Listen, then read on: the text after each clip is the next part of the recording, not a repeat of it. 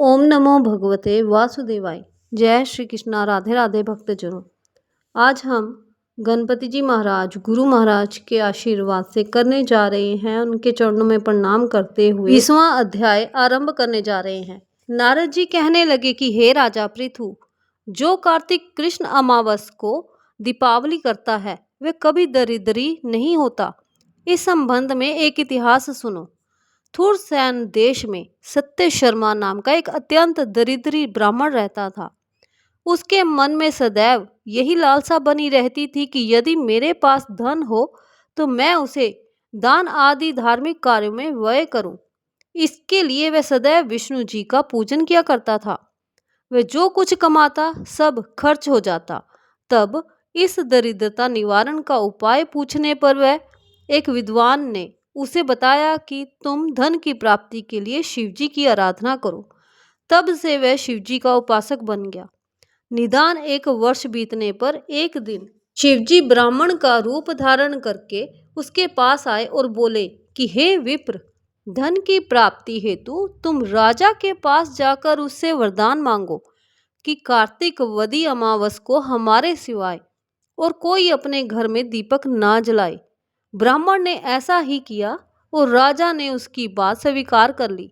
निदान कार्तिक कृष्ण अमावस से एक दिन पूर्व अर्थात चतुर्दशी को सत्य शर्मा ने राजा के पास जाकर उसको स्मरण कराया तो उसी समय राजा ने सारे शहर में ढिंढोरा पिटवा दिया कि अमावस को कोई भी घर में दीपक ना जलाए। राजा की आज्ञा अनुसार अमावस की रात्रि को किसी ने भी दीपक नहीं जलाया।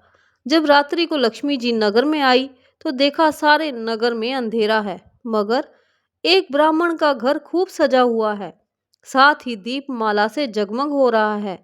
लक्ष्मी जी प्रसन्न होकर जब उस घर में जाने लगी तो ब्राह्मण ने उनका रास्ता रोक लिया और कहने लगा, हे भद्रे, तुम्हारा पति अति कठोर है और तुम अति चंचल हो, इस कारण तुम हमारे घर में प्रवेश मत करो।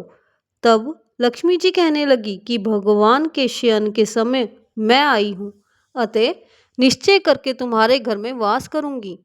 ये सुनकर ब्राह्मण ने कहा कि यदि तुम इस बात की शपथ लो कि 3 वंश पर्यंत तुम हमारे घर से नहीं जाओगी और यहीं पर वास करोगी, तब आप हमारे घर में जा सकती हो।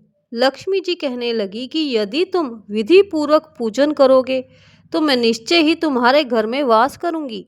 ये सुनकर ब्राह्मण ने पूछा कि मैं किस विधि से आपका पूजन करूं? तब लक्ष्मी जी कहने लगी कि कार्तिक वदी अमावस को प्रातःकाल स्नान आदि करके देवता और पितरों का पूजन करो। दिन के तीसरे भाग में श्राद्ध करो। अनेक प्रकार के सुंदर पकवानों से ब्राह्मणों को भोजन कराओ। प्रदोष समय में दीप माला करो।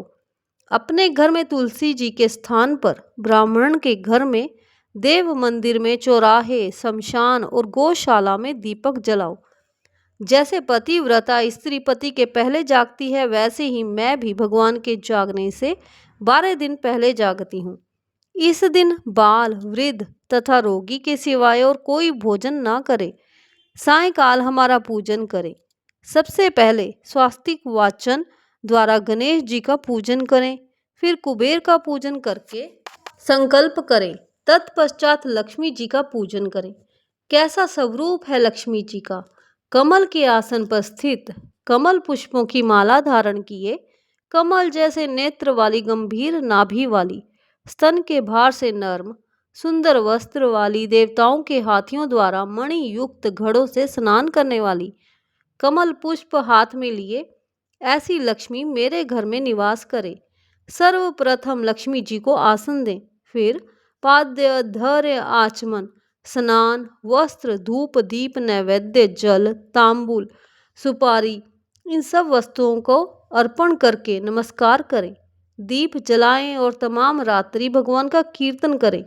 इस प्रकार कुबेर तथा लक्ष्मी जी का पूजन करके ब्राह्मणों को भोजन कराएं। तत्पश्चात बंधु बांधवों सहित आप भी भोजन करें।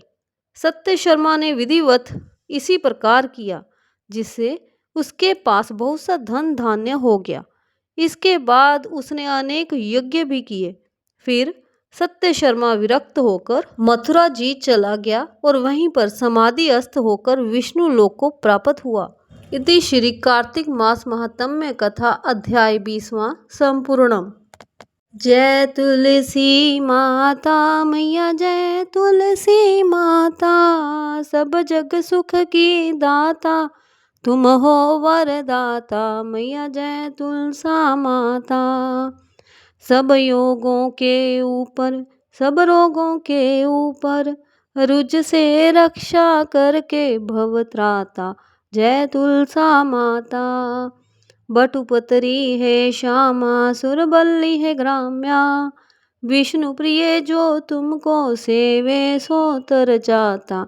जय तुलसा माता, हरि के शीश विराजत त्रिभुवन से हो वंदित, पतित जनों की तारिणी तुम हो विख्याता। जय तुलसी माता, लेकर जन्म विजन में आई दिव्य भवन में, मानवलोक तुम्ही से सुख संपत्ति पाता। जय तुलसा माता, हरि को तुम अति प्यारी श्याम वर्ण सुकुमारी, प्रेम अजब है उनका तुमसे कैसा नाता। जय तुलसा माता, मैया जय तुलसा माता, मैया जय तुलसा माता, सब जग सुख की दाता तुम हो वरदाता। मैया जय तुलसा माता, बोलो तुलसी माता की जय।